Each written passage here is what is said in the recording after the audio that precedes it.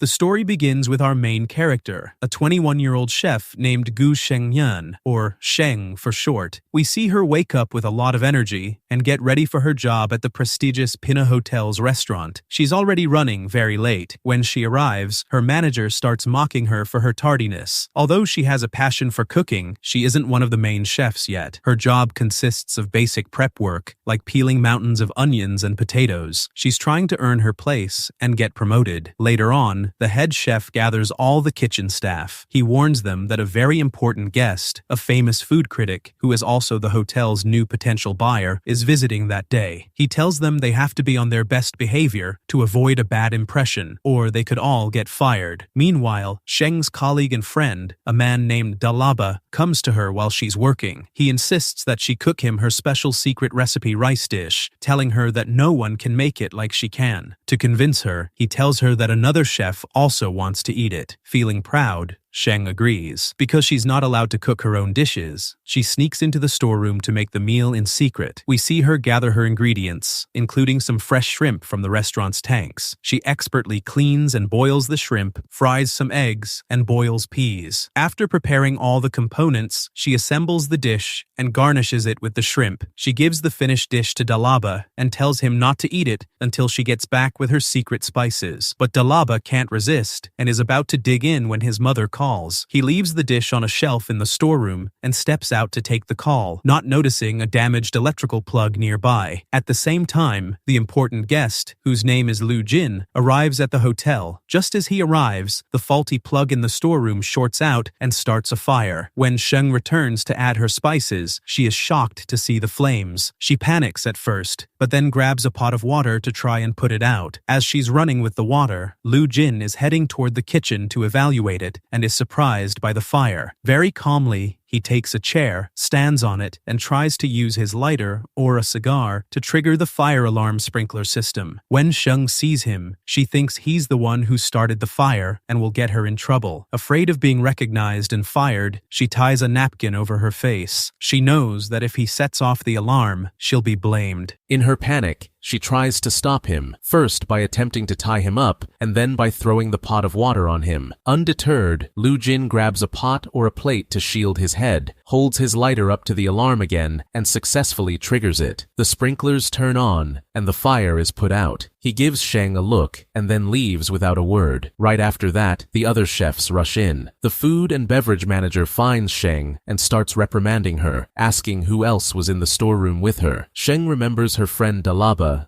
begging her not to mention his name, so she takes all the blame and tells the manager she was alone. Initially, the manager decides to punish her by docking her salary for 6 months. Sheng is shocked, as only a towel and a pan were damaged. But then, the manager gets a phone call. He learns from the hotel owner that the new buyer, Lu Jin, was the one who saw the fire. This incident has caused them huge losses because it lowered the selling price of the hotel. The owner orders him to fire the person responsible immediately. With no other choice, the manager fires Sheng. She is in shock, having been fired on her first day. Meanwhile, the manager welcomes Lu Jin and his assistant, giving them a suite to stay in, room 1123. Lu Jin's assistant asks for the best dishes from the kitchen to be served. Sheng, now unemployed, is at home, furious. She talks to a shrimp as if it's Lu Jin, blaming him for getting her fired. Back at the hotel, the chefs prepare their most luxurious dishes for Lu Jin. However, he dislikes every single one. He finds a fault with each meal, even saying a piece of undercooked meat would break his teeth. The chefs get angry and feel insulted, having run out of dishes to offer. Just then, Dalaba remembers the fried rice dish Sheng made before the fire. He goes and gets it from the storeroom and serves it to Lu Jin. Lu Jin has lost hope, but decides to give it one last try. When he tastes it, he's amazed. He says that while the hotel management is poor, they have a genius chef. He loves the dish, which is called Scoundrel's Finger Fried Rice, and asks to meet the chef who prepared it. The manager gets flustered and lies, telling Lu Jin that the chef is on her annual leave. Lu Jin doesn't believe him and says he'll have to lower the price of the hotel again. The desperate manager promises to bring the chef back from her vacation immediately. The next day, Sheng gets a call from her friend Shu, who tells her that her boyfriend cheated on her and stole her wallet. Sheng, being a loyal friend, gets angry and says she'll get revenge. She goes to a parking garage to find the ex-boyfriend's car. She brings a hammer, intending to smash the windows, but changes her mind. Instead, she gets into what she thinks is his car and starts vandalizing it by covering it with flour, dough, and pasta. Suddenly, the car's owner arrives, and it turns out to be Lu Jin. He catches her red-handed. Sheng is startled when she recognizes him and pretends to be Korean to get out of the situation, but her plan fails when Lu Jin starts speaking Korean back to her. She then admits she's Chinese. He makes her get back into the car, takes pictures of her and the mess as evidence, and threatens to call the police. She pleads with him, promising to pay for all the damages. He agrees and writes his phone number on her bag, telling her to call him within half an hour to sort out the compensation, or he'll go to the police. Afterward, Sheng goes to her friend Shu for help with the money, but Shu refuses. Sheng then goes to her uncle, who also turns her down. Finally, she visits her grandfather, who gives her a generous amount of money as a birthday gift, since it happens to be her birthday. That night, it's also Lu Jin's birthday. Having no friends or family around, he's celebrating alone when he gets a happy birthday message from his bank. Feeling hungry, he goes out to find a restaurant. By chance, he ends up at the restaurant owned by Sheng's grandfather. Sheng is also at her grandfather's restaurant. When a customer orders a seafood noodle soup, she sees an opportunity. Her grandfather has forbidden her from cooking in his kitchen, but he steps away for a moment. She seizes the chance and prepares the dish herself with all her love and passion, using her special spoon. When the waiter comes to deliver the dish, he can't find the original customer and assumes it's for Lu Jin, who has just sat down. Lu Jin is surprised, but is drawn in by the amazing aroma. As he tastes the soup, he finds the flavor incredibly delicious and familiar, though he can't remember where he's had it before. He devours the entire bowl. Curious to meet the person behind this masterpiece, he heads to the kitchen. There, he sees a girl with her back to him, tying her hair up with a special spoon. He is about to fall for her, but just then, Sheng's grandfather returns and senses someone in the kitchen. Sheng gets scared that her grandfather will see her, so she runs out through another exit without looking back. In her haste, her special spoon falls to the ground. Lu Jin picks it up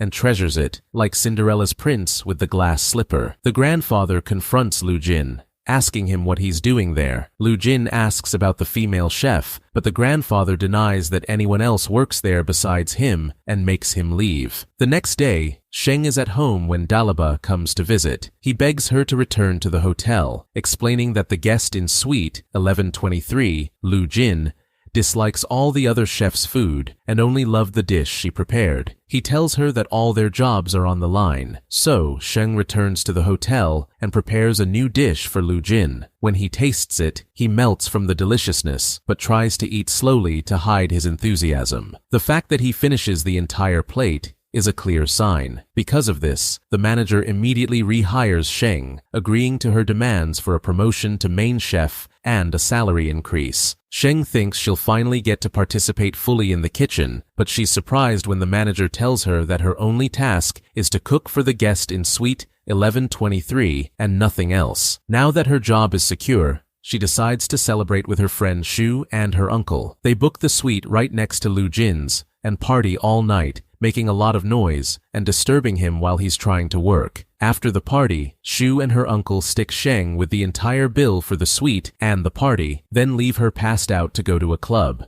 A little later, Sheng, still not fully sober, goes out onto her balcony and climbs over to Lu Jin's balcony. When she enters his suite and sees him, she's so shocked that she faints. He recognizes her as the girl who vandalized his car. He tries to call the front desk to have her taken back to her room, but no one answers, forcing him to deal with the situation himself. He carries her and puts her on his bed. It turns out she was only pretending to be unconscious. She recognized Lu Jin and was afraid to confront him about the car damages, especially now that he was her sole customer. While he's dealing with the situation, she wakes up and escapes back to her room the same way she came in. Part 2. The next day, Sheng is back in the kitchen, avoiding Lu Jin. He's determined to meet the mysterious chef whose food he loves. When she prepares his lunch, she sends it with dalaba. The dish is an egg with a feather on it, a riddle for him to solve. Which came first, the chicken or the egg? This begins a game of cat and mouse between them. Lu Jin immediately heads to the kitchen to find her, but Dalaba warns Sheng just in time.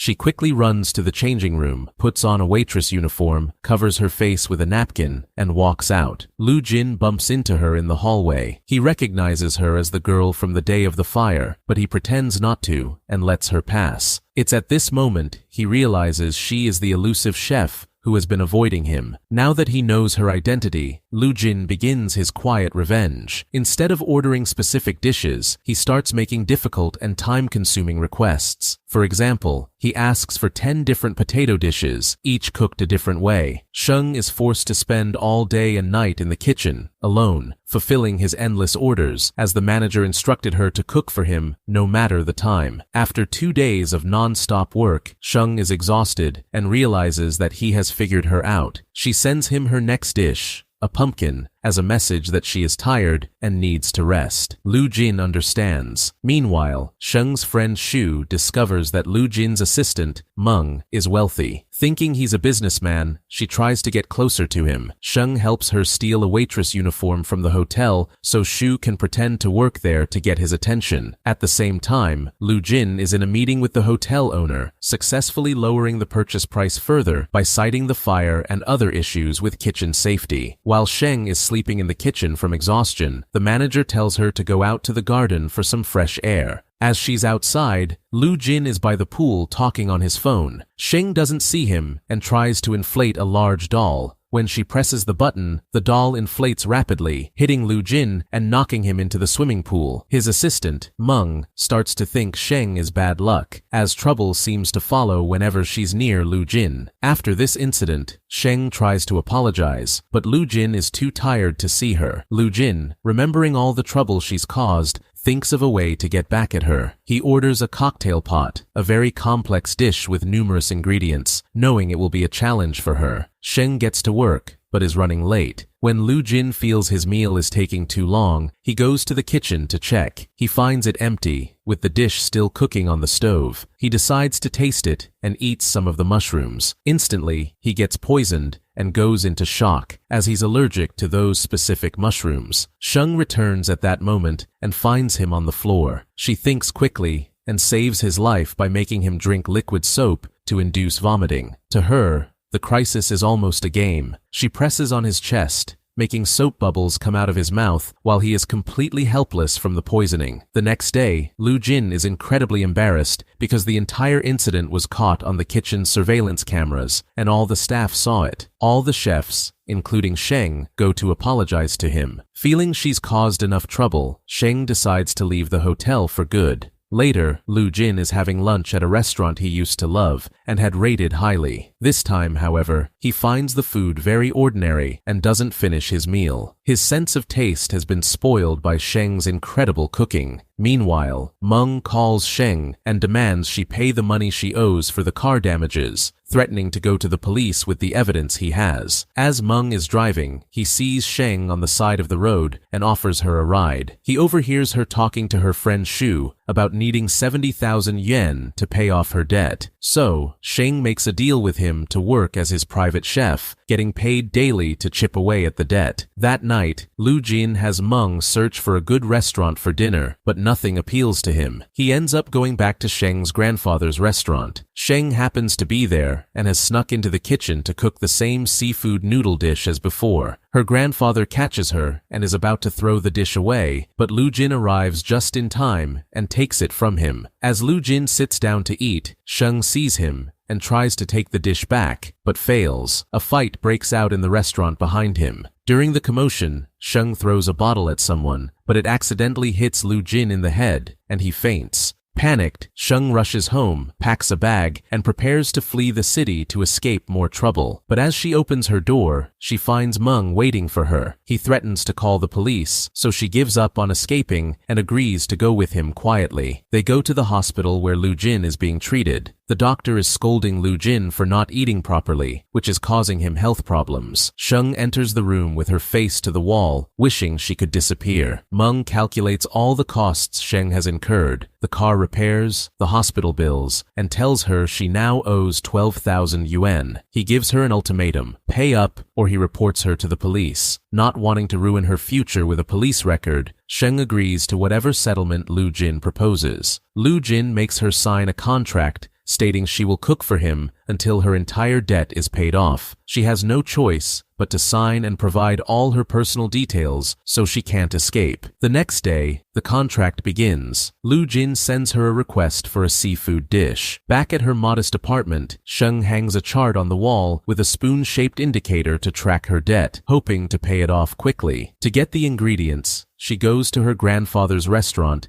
and steals some crabs and clams. Lu Jin travels to her humble neighborhood for the first time. He's surprised by the area and even trips and falls on the stairs leading to her building. Meanwhile, Meng is on a date with Shu at a fancy restaurant. When Lu Jin finally arrives at Sheng's apartment, she treats him with the formal service of a high-end restaurant waitress. He loves the food, but when she presents the bill, he sees she has priced the meal at an exorbitant 3,000 yuan in an attempt to pay off the debt faster. He sees through her trick. Sheng, realizing her plan failed, asks her uncle for advice on how to deal with Lu Jin. Her new plan is to distract him with her charm and beauty, so he'll pay whatever she asks without thinking. She starts acting uncharacteristically gentle and flirty, but Lu Jin understands her new trick and decides to turn the tables on her. He starts playing along, trying to make her fall in love with him for real. The next day, he brings her a bouquet of red roses to impress her. But Sheng, ever practical, takes the roses and cooks them into her recipe. He then tries to distract her by sitting in her small kitchen to read while she cooks. When he refuses to leave, she fries a large amount of chili peppers, and the overwhelming smell makes him choke and forces him to flee the kitchen. After each meal, he signs her bill, but he starts writing in much lower prices than she charges. He also secretly resets her debt countdown chart on the wall, bringing it back to the beginning just as she gets close to finishing. He does all this because he has genuinely fallen in love with her and her cooking and doesn't want her to leave. Sheng, for her part, is visibly happier these days and is also falling for him. She even keeps one of his shoes that she accidentally wore when escaping from his hotel room and is happy just wearing it around her apartment. One day, she gets a job offer from a big restaurant, a result of Lu Jin secretly submitting her resume, but she happily rejects it, choosing to continue cooking just for him. As a gesture, Lu Jin surprises her by installing 2 new chandeliers on the dark staircase of her building. Sheng, however, mocks him for being a rich and stupid person who would install fancy chandeliers in such a humble place, worrying about the high electricity bill. Part 3. Meanwhile, we see a side story developing. Shu is in public relations and is about to lose a deal with a Finnish delegation. Meng saves the day by speaking fluent Finnish. This impresses Shu, who is starting to see him in a new light. Another character, a woman named Lehman, is constantly calling Lu Jin, but he ignores her calls. We learn that Lehman is Lu Jin's trusted assistant and consultant from his life in Switzerland. A flashback reveals that years ago, Lu Jin's former fiancée made him choose between her and Lyman, and he chose Lyman, leading to the breakup. Lyman is now worried about Lu Jin's new relationship with Sheng. Lyman arrives in China unexpectedly and finds Sheng's resume in Lu Jin's suite. She tells Lu Jin that she has booked his tickets to return to Switzerland for work. Lu Jin feels frustrated because he has only felt truly alive since he met Sheng and now has to return to his life of all work and no play. He calls Sheng and asks her to dinner. He is sad and distracted during the meal. Sheng, on the other hand, thinks he's finally going to confess his love for her, but instead, he breaks the news that he is traveling the next day and that her debt is cleared, so she no longer has to cook for him. Sheng is completely devastated and leaves crying.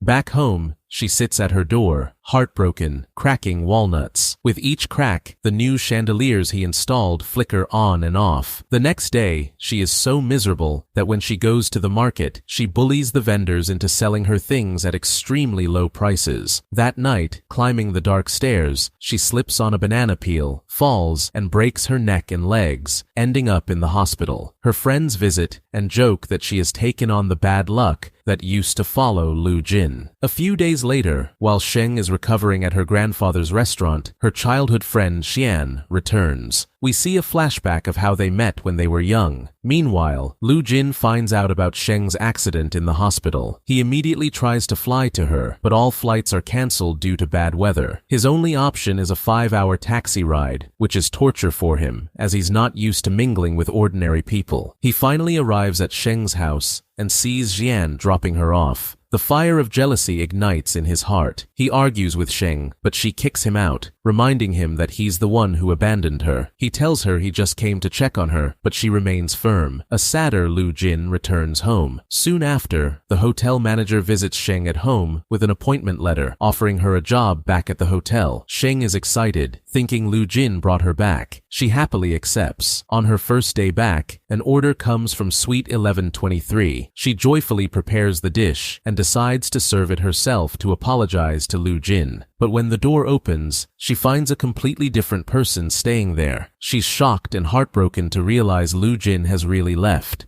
The kitchen staff is cleaning frantically, afraid of the new manager. The new manager turns out to be her childhood friend, Xian. When Xian tells Sheng about Lu Jin's long journey just to check on her, she finally admits to herself that she truly loves him and doesn't want him to leave. She rushes to the kitchen to cook him an apology dish. With help from Meng, who tells her the flight time, she races to the airport. However, traffic is bad, so she has to run the rest of the way. She arrives to see the plane has already taken off, and in her despair, she drops the food. But then, in a surprise twist, she sees Lu Jin standing there. He hadn't traveled after all. She is overjoyed. They return to his home, but another surprise awaits. Lyman is there and has prepared lunch for him. When Sheng sees Lu Jin eating food cooked by another woman, especially Lyman, she gets incredibly upset and leaves in distress. That night, Lu Jin doesn't finish a dish Lyman prepared because his taste is now exclusively tuned to Sheng's cooking. He does, however, happily eat a whole cake that Sheng had made for him. The next day, Lyman accompanies Lu Jin to the hotel and asks Sheng to prepare their lunch. After tasting the dish, Lyman criticizes Sheng, telling her she shouldn't innovate on classic recipes and should stick to the original ingredients. She belittles Sheng for being a self-taught cook, contrasting it with her own education at a top European culinary school. She implies that Sheng is of a lower class and not suitable for Lu Jin. Lu Jin tries to calm Sheng down, but she argues with him, angry that he didn't defend her against Lyman. This conflict is amplified by the fact that Lu Jin's mother favors Lyman and has given her significant influence over him. To prove his commitment and show he's not a pampered rich man, Lu Jin moves into the apartment next to Sheng's. He starts playfully annoying her, but she is secretly thrilled to have him so close. When Xian shows up, Lu Jin becomes intensely jealous and follows Sheng everywhere she goes with him. He finds out they are traveling to a mountain city for a cooking course and explodes with rage. He follows them, secretly watching her from afar. He even sees them at a wishing wall and replaces Xian's wish with his own next to Sheng's. Sheng eventually realizes Lu Jin is following her and confronts him. She demands to know why he's chasing her. He's unable to give a clear answer, so she walks away. He runs after her and, in a moment of desperation, confesses everything. He tells her he will learn all her hobbies, like photography and archery, just so they can be together. She is overjoyed. When she asks if he truly loves her, he confirms that he does, very much. Just as he confesses, hotel officials arrive, recognizing him as the famous Lu Jin, who plans to buy and develop their property. A few days later, Sheng is back at the hotel. The other chefs, led by a man named Chef Yu, are resentful of her relationship with Lu Jin, believing it's the only reason she keeps getting promoted. The hotel announces a competition to choose the new head chef. The judge will be the new hotel owner, Lu Jin's mother, who will taste the dishes blindly to ensure fairness. Lu Jin helps Sheng practice for the competition, tasting her dishes and giving her advice. He tells her about his difficult childhood, how his father abandoned him and his mother, and how his mother worked tirelessly to become a powerful and successful businesswoman. Chef Yu overhears their conversation, and his suspicions about their relationship are confirmed. The day of the competition arrives. Both Sheng and Chef Yu present their best dishes. Sheng wins the first round,